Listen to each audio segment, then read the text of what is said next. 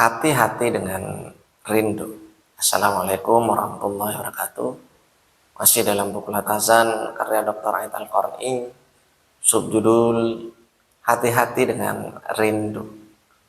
Jangan pernah merindukan sesuatu secara berlebihan, karena yang demikian itu menyebabkan kegelisahan yang tak pernah padam. Seorang muslim akan bahagia ketika ia dapat menjauhi keluhan, kesedihan, dan kerinduan.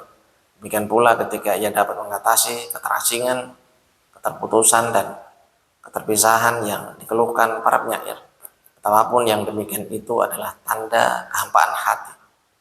Tidakkah kamu melihat orang-orang yang menjadikan hawa nafsunya sebagai Rabbnya dan Allah membiarkannya sesat berdasarkan ilmunya, dan Allah telah mengunci mati pendengaran dan hatinya dan meletakkan tutupan atas penglihatannya. Quran surat Al-Jathiyah ayat 23. Akulah yang menarik ujung kematian itu.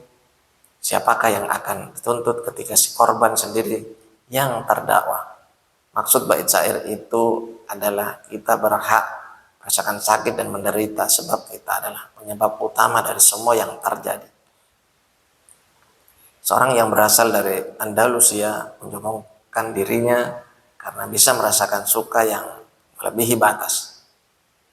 Sebelum aku, orang mengeluh berat berpisah dan ketakutan muncul pada yang mati dan yang hidup. Jika rusuk-rusukku menghimpun, maka aku tidak akan lagi mendengar dan tidak pula melihat.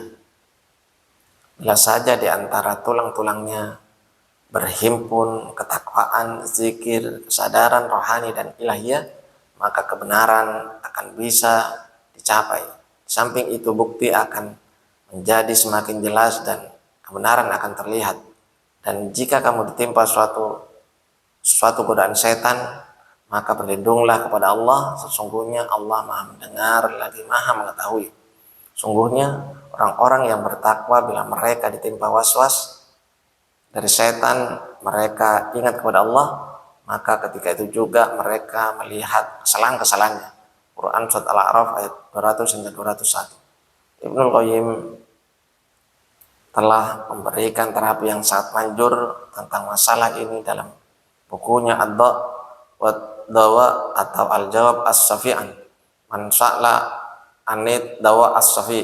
Buku ini sangat terkenal. Saya sarankan kepada pembaca untuk merujuk pada kedua buku tersebut. Rasa suka yang berlebihan itu banyak sebabnya. Di antaranya hati yang tak terisi oleh rasa cinta, rasa syukur, zikir, dan ibadah kepada Allah. 2. Membiarkan mata jalan. Mengumbar mata adalah jalan yang mengantarkan pada kesedihan dan keresahan. Katakanlah kepada orang-orang laki-laki yang beriman, hendaklah mereka menahan pandangannya dan memelihara kemaluannya. Quran surat An-Nur ayat 30. Rasulullah juga bersabda, pandangan mata itu adalah satu dari sekian banyak anak panah iblis. Jika kau liarkan matamu kepada semua mata, maka semua pemandangan akan membuatmu lelah. Kau lihat pemandangan, tapi tak seluruhnya mampu kau lihat dan kau tatap. 3. Meremehkan ibadah, zikir, doa, dan sholat nafilah. Sungguhnya sholat itu mencegah dari perbuatan-perbuatan keji dan mungkar. Quran surat Al-Ankabut ayat 45.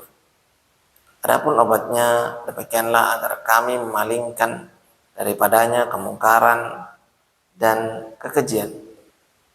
Sungguhnya Yusuf itu termasuk hamba-hamba kami yang terpilih. Quran surat Yusuf ayat 24. 1. Berusaha untuk selalu berada di pintu-pintu ibadah dan memohon kesembuhan kepada Yang Maha Agung. 2. Merendahkan pandangan dan menjaga kemaluan. Dan mereka menjaga kemaluan mereka. Quran surat An-Nur ayat 30. Dan orang-orang yang menjaga kemaluan mereka. Quran surat Al-Mu'minun ayat 5. 3. Menjauhkan hati dari hal-hal yang bisa mengikat dan berusaha melupakannya. 4. Menyibukkan diri dengan amal soleh dan berguna. Sungguhnya mereka adalah orang-orang yang bersegera dalam mengerjakan perbuatan yang baik dan mereka berdoa kepada kami dengan harap dan cemas. Quran Surat Al-Anbiya ayat 21. 5. Menikah secara syar'i. Maka kawinilah wanita-wanita lain yang kamu senangi. Quran Surat An-Nisa ayat 3.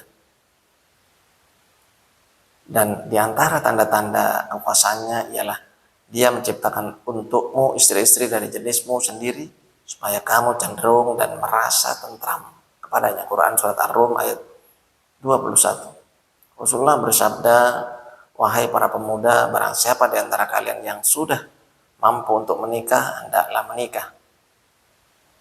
Itu tadi kutipan dari buku Latasan.